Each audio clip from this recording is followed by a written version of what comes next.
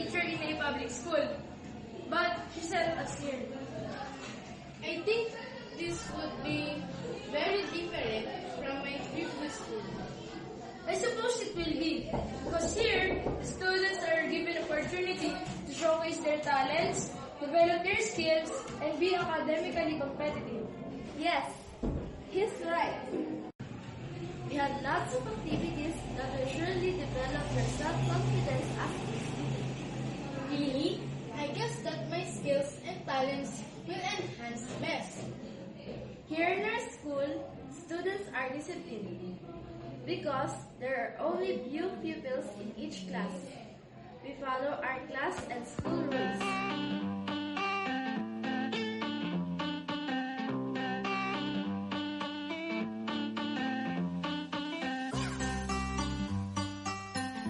Good afternoon, classmates. Our topic is about regular and irregular verbs. Come on, let's eat. Let us pray. Father, the Son, and the Holy Spirit, name. Yes, I am. I came from a private school. Really? This is my first time studying in a private school. Is that so? You seem really fluent in speaking in English, but you've only been here for 3 months? Yes, thank you. Studying in a private school made me better in speaking in English. Nicole, these are my friends, Jerry and Geraldine. Hi, how are you? I'm fine, thank you. How about you? I'm fine. Their mom is a teacher in a public school, but their parents want them here to study in a private school. Well, is that so? My mom also doesn't want me to study in a public school. Then why? It's because that they're not really teaching well. Yeah, that's right. That is the reason why our parents don't want us to study in a public school. Okay, our topic for today is about the elements of a short story. But before that, let's all know what a short story is.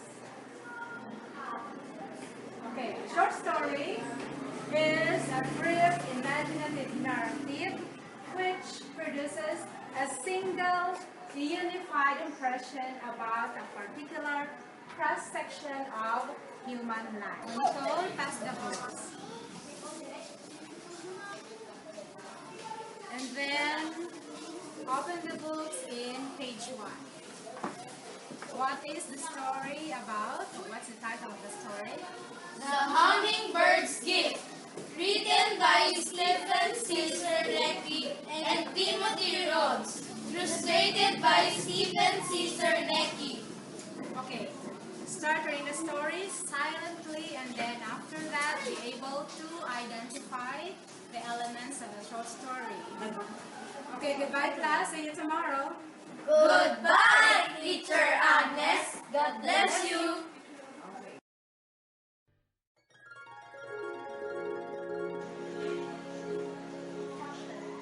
Hey, what are you thinking about? I was just daydreaming that I am already a successful lawyer. I want to be a doctor.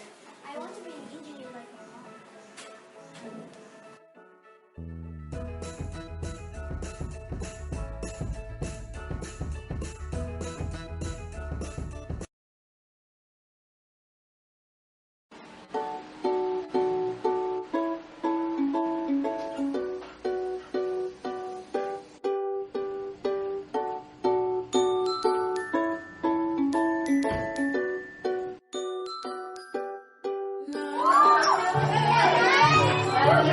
Dami namin ako ang medals, Dad. Salamat, Dad. Ay, Ma'am. Sooner, Dad, we will be like you. We're starting to earn more medals. Tama yan. Dad, pwede magtanong? Ano yun? Paano niyo po nakuha lahat ng medals na to at trophies? Gusto ko po kasi maging kagaya niyo. Alam mo ano, marami ang pinagdaanan bago ko nakamit ang mga pangalan na yan. Maraming hamon akong nalagpasan bago ko narating kung nasaan ako ngayon. Nasaan tayo ngayon. Noon, ako isang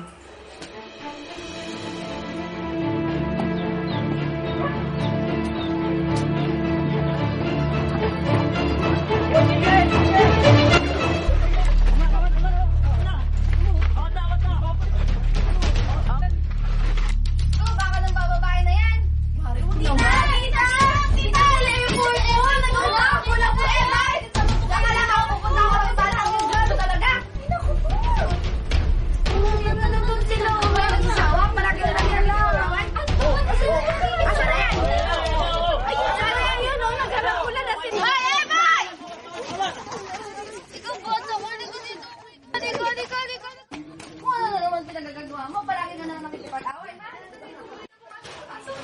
Pasok ka dyan, pasok ka. Pasok! Hindi naman ako yung nauna dun eh. Kahit na nakipag-away ka pa din! Sila naman yung nauna, hindi ako. Kahit na! Ilang beses ko pang sasabihin sa'yo huwag ka makikipag-away, ha? Ako na nga yung naagrabyado ko, papapagalitan mo. Ikaw pa rin nakipag-away! Diyos ko! Eh, boy, palagi ko lang sasabihin sa'yo huwag ka makikipag-away, di ba? Mare, ba't di mo na lang ipasok si Eboy sa private school? Dahil na kung saan nag-aaral si Hana. Oo nga po, tita. Siguro po dapat may pasok na po si Eboy sa school ko po. Kasi wala naman po siya mapapala sa pagiging pasagulero po. Siya, malaki po yung future niya po kapag nag-aral po siya sa private school. Ayoko mag-aaral dun. Ayaw mo? Ayoko. Wala kang magagawa! Ayoko nga. Sayang at sa gusto mo, bukas na bukas din, pupunta tayo doon! Bahala ka pumunta ka dun. Anong bahala? Pumasok ka doon! Maligo ka! Baho-baho mo! Bilis!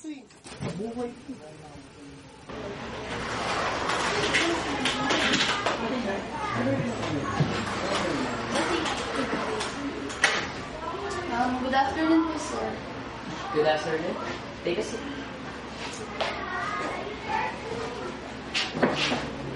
Can I do for you? Sir, tatanggap po ba kayo ng transfer student with voucher? Yes, we still do accept. Ano po yung mga kailangan yung documents? Saan po ba siya galing school? Galing po siya ng public school eh. Oh, public school, tamang-tama. You're very lucky po, ma'am. Kasi our school doesn't have a top-up. Ang ibig kong sabihin mo, covered na po lahat ng DepEd, yung voucher niya. Magandang balita po pala yan. Kasi gusto ko po talagang initat yung anak ko sa private school eh. Kasi sa public po, papabayaan niya yung pag-aaral na at mawawagkado na siya. Sana matulungan niyo po kung baguhin siya. Kailan po siya pwede magsimula? Ngayon din, pwede na siya magsimula. Teacher Joyce? Yes, sir. Kindly assist your new student. Okay, sir. No problem. Good morning, class. Good morning, Teacher Joyce. You may take your seat. Bago tayo mag-umpisa, meron akong ipapakilala sa inyo. Eboy? Eboy! Hindi ka na, pasok ka na dito. Ang bago niyong kaklase si Eboy. Hi, my name is Andrew Boy Trinidad. I'm 16 years old. Nakatira ako sa Balintawak. Okay, Eboy, maaari ka na po. Ay, Mr. Trinidad, pakitanggal po ng iyong sombrero.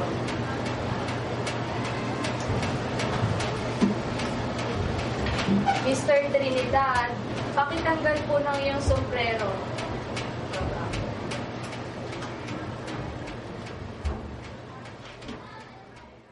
Okay, class, pass your assignments now.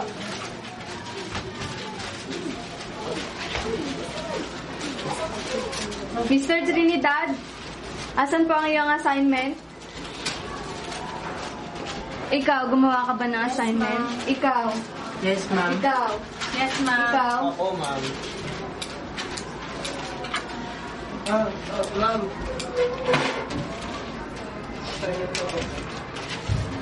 Hana, ikaw. Nasaan ang iyong assignment? Ma'am, kasi, hindi po ako nakagawa. At dahil ikaw lang walang assignment, leave the classroom and do your assignment in the library. Now.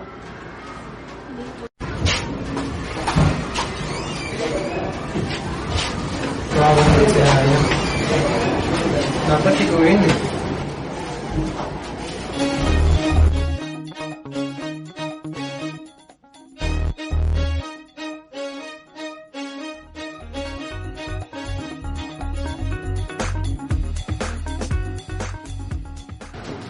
Okay, class. Lumabas na ang resulta ng inyong pagsusulit. At ang nakakuha ng pinakamataas na marka sa inyong pagsusulit ay si Mr. Andrew Boy Trinidad.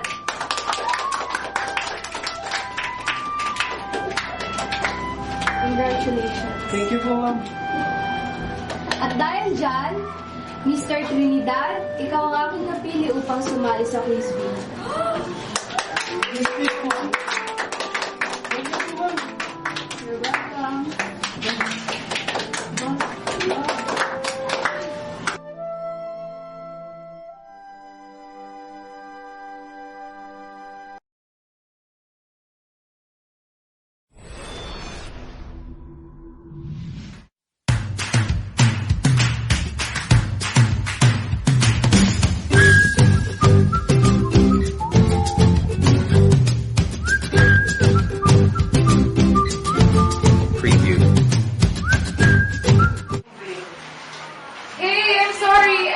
wait, something just came up at work. No big deal, we just got here too. Yeah, right. And don't you know that we're already used to being late? Totally, who would have thought you become a successful lawyer? So, what did I miss? Nothing. We were just talking about the times we would share notes during break time. Do you remember? The time we would share opinions. How we always ask each other about the correct answers. And debating whether we were correct or not. Memories. Yeah, I do. Feels so good to reminisce and go back to the happenings that made us who are we today. We'd always walk to school together. We were practically inseparable. We would also study at the library and share ideas with one another. Sometimes, I have a difficulty in some of our subjects, but I manage to answer correctly. After we read the book, we take the SRC that measures our literacy. And because of my studying, I always catch up to new topics in our subjects. I also manage to increase the people who I am close to. Find the perimeter of the triangle having one leg is 4 inches. And one. There.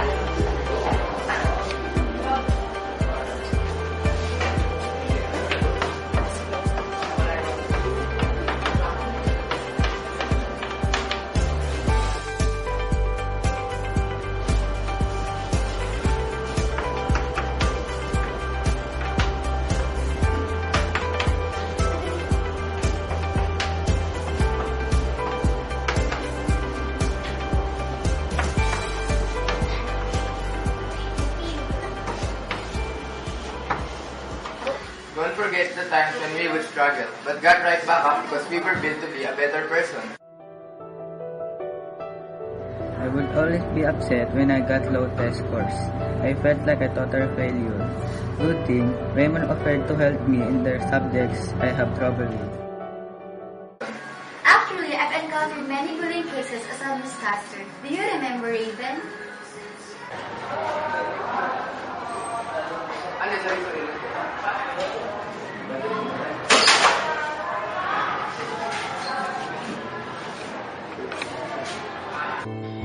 He would always be bullied because he always had the book with him, so people called him a nerd. It was a good thing me and Margot took action and reported the incident to the guidance office.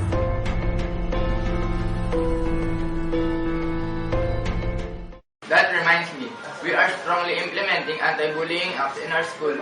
But since the students are well-oriented now, that's not a problem. Do you think we were taught about this when we were in high school? Most of all, we had good camaraderie and respected one another, which made us imbue good influences onto each other. Feels great, right? Remembering the things that made us who we are today, the reasons why we are all successful. Studying in a school like this had a pretty good effect on me. I built up my confidence, and I knew what to do when people put their trust in me. As a professor, I really did use the things I've learned from the right attitudes to the quality of education everyone needs. Our school had the proper facilities for us to learn about things related to our course. For example, me and Matthew being in science-related careers. That school was a really big help for me. At an early age, I already know the basics when it comes to biology. A true privilege indeed. Being in a well-established institution made us want to strive. It made us want to be a better version of ourselves. We were taught to become what we want to be, not what other people want us to be. And that, I think, will forever be the reason for every successful milestone we took and we will take as we live.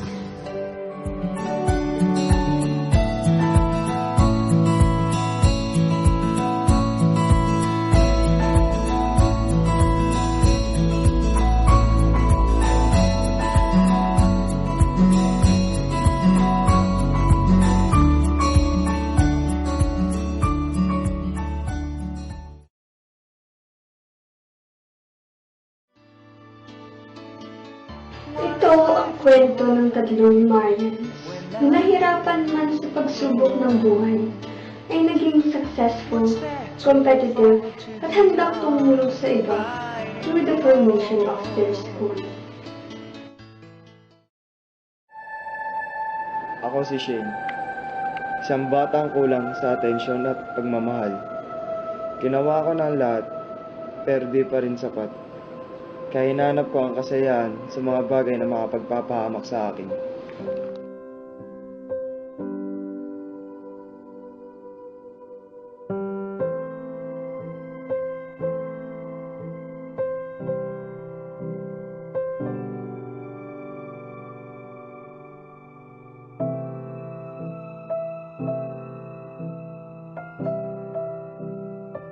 Ako si Tina, and I hate the world.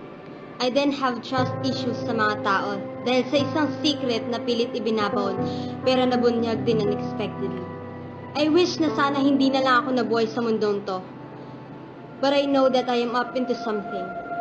I just don't know what it is yet. Pa, kumusta sa trabaho? Okay lang, pagod.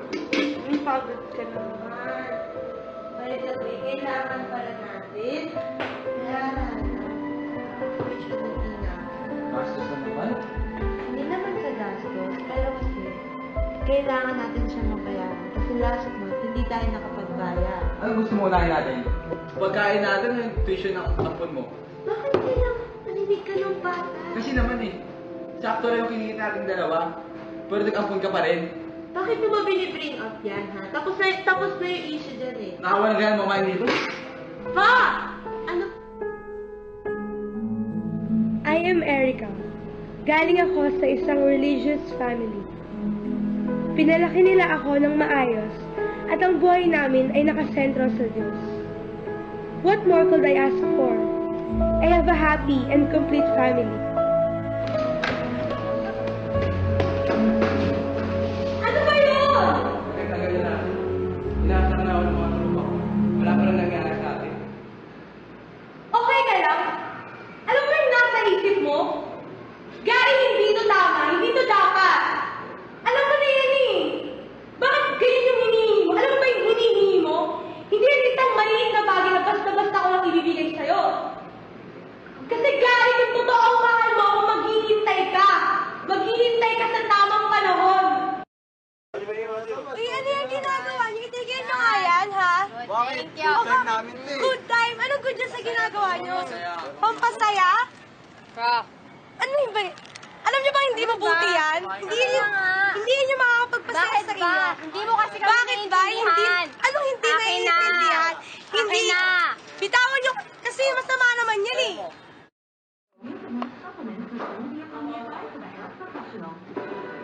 Ay, mahalo po, tay. Ay. Saan ka naman ba nanggaling, ha? Inom ako, tay. Kasama ang mga kaibigan ko, eh. Ano? Uminom ka? Bakit ka uminom, ha? Kalan, tay. Para sumaya lang din ako. Sumaya? Pinag-aaral kita tapos iinom ka? Lakas ng loob mo, ha? Bakit ikaw, tay, ha? Di ba lasinggero ka rin? Natulad ako sa'yo! Natulad ka sa akin, oo. Pero pinapakain kita. Tumitira ka dito sa tahanan ko at pinag-aaral kita. Ano? Di lang pagkain na kailangan ko tayo pati attention mo. Di mo ba alam yun? At tagal ko nag-tiis para makuha yung attention mo. Dami mo, Morse. Grabe. Buti nga natapos mo ngayon kahapon. Kailangan ko kinala ko paglaki. Dito sila hinubog at naipakita ang kanilang angking talento upang maibahagi rin ito sa iba.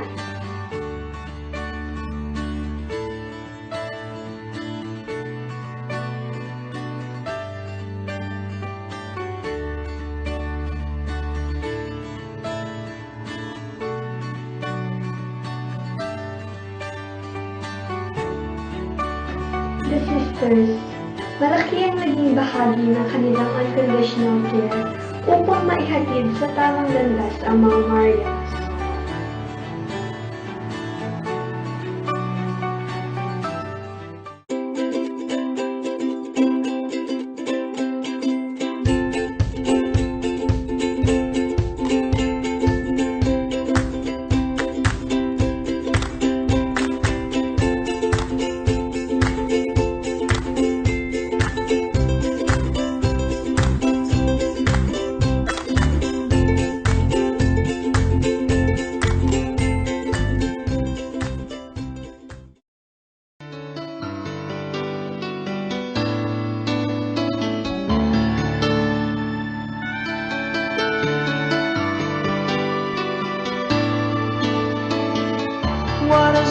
to offer me when I grow old?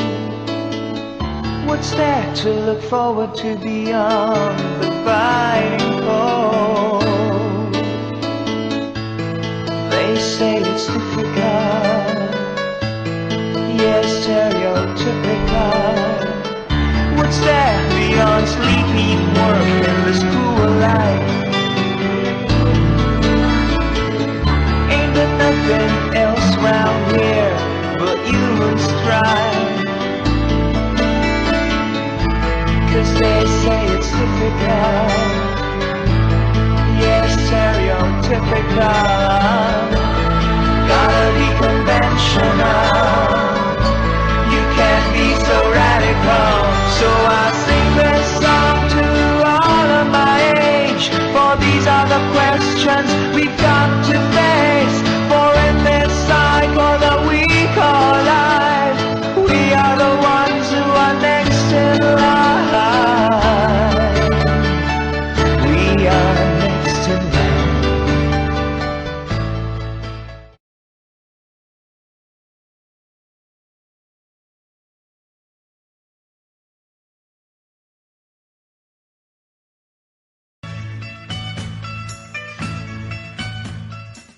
Di anak, kain ka lang mga bakit na yung pagkain sa bahay. Oh, Nay. Oh, Cherry, ba't naparito ka? Wala akong pagkain sa bahay. Eh, asan ang asawa mo? Nandun, nakikipag-inuman kasama si tatay. Oh, anak, pagod na pagod ka. Sulit naman, Nay. Naubos yung panin ko. Lalo po. Oh, Nay. Nagdagdag ba ako ni Bunso? Maraming salamat, anak. Malaking maidadagdag nito. Walang ano man, Nay. Para sa kinubukasyon naman ni Bunso yan. Nahalis na kami, tapos na kami kumain. Oh, sige. Oh, anak. Kumain ka na ba? Ako na, tapos na po. Kayo po. Okay lang ako. Busog pa ako.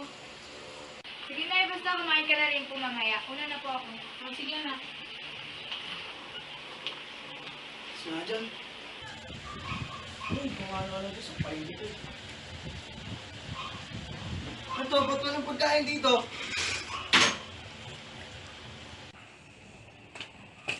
Pengang pera? Wala akong pera. Kakalago mo lang ah. Bayad ako ng tuition ni Bunso. Kasi pinagpa-private mo pa yun, mag-public na lang naman yun. Hindi naman matalino yun eh. Private, wala na nga tayong pera.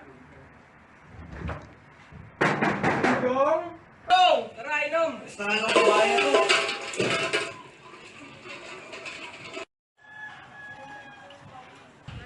Trip, walang pera sa bahay. Ito. Kanto? Maglalaro kasi dun. Kanto? 99. Hindi ka kasama nga pa. Hindi ka mag-isabandis ka.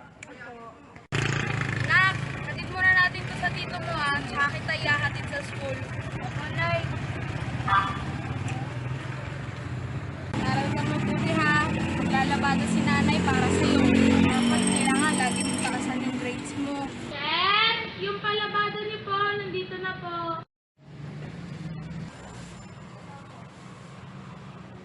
Oh, kamusta bahay ko? Balita ko doon nagiinuman asawa mo ah. Hindi po sir, kung ano po yung dilat na niyo pag-alis, ganun din po, nililinis ko naman po yung bahay. Hanggang bukas na lang kayo doon ah, dahil may nagre-renta na. Sir, nakita po yung graduation ko. Hanggang ba magkano po? Pag-iisipan ko, may nakausap na kasi ako. Bakit kasi sa private mo pinag-aaral yung anak mo? Tuloy naghihirap kayo. Tito, next month na po yung graduation ko. Running for valedictorian po ako. Tatanawin ko po itong putang na loob. Sige, basta galingan mo ha. Salamat po, Tito. Morning, class! Good morning! Ma'am, nice to see you! Please take your seats. Please bring out your tablets. And let's take a recap on our topic yesterday. The 20 rules of verb and subject agreement. Please give me an example, Michi. The dog growls when he is angry. Very good. Looks like you understood our topic yesterday. Can you explain it?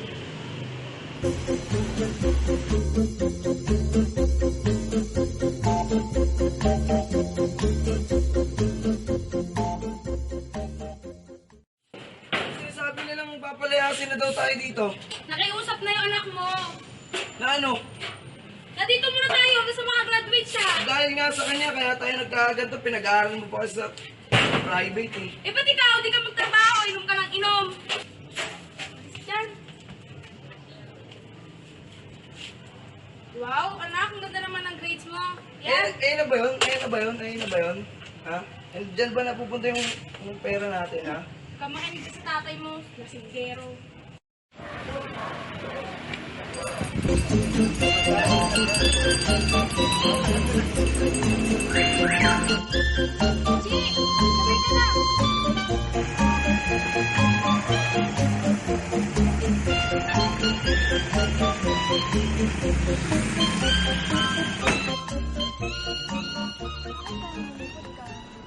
Nanay tatay kasi nag-aaway dahil sa akin.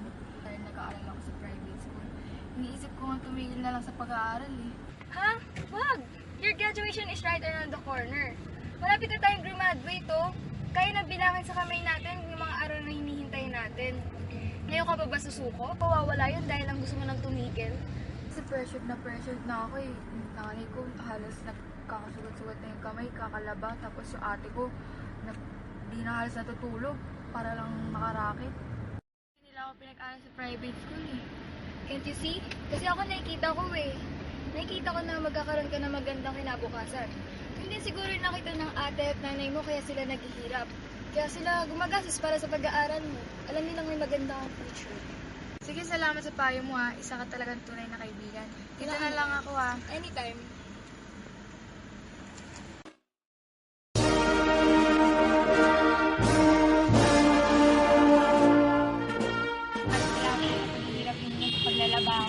Alam ko, sa pribadong paaralan may maganda kang kinabukasan. Mahingi na sana ako ng sorry sa'yo sa lahat ng mga nagawa ko sa'yo dati. Sana maintindihan mo. Alam ko yun, Day. Dahil sa'yo, nagsimikap ako. Maraming salamat po. Sorry talaga.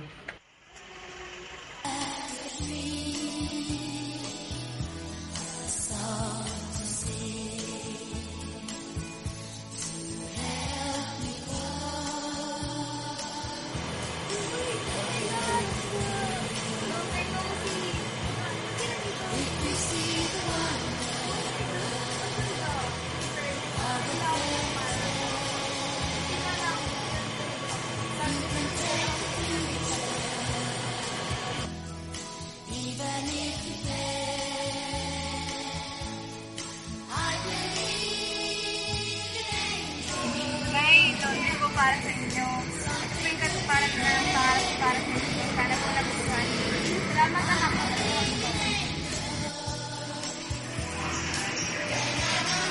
Tay din. Tuwing katuparan ng mga pangarap sa inyo. Sana po nagustuhan nyo. Para po Lola!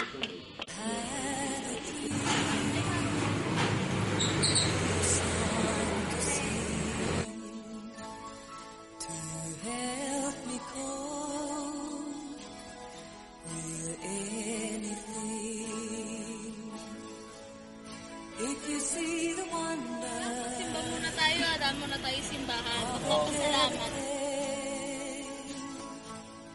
You can take the future, even if you pray. I believe in angels, something good in everything I see. I believe in angels, when I know the time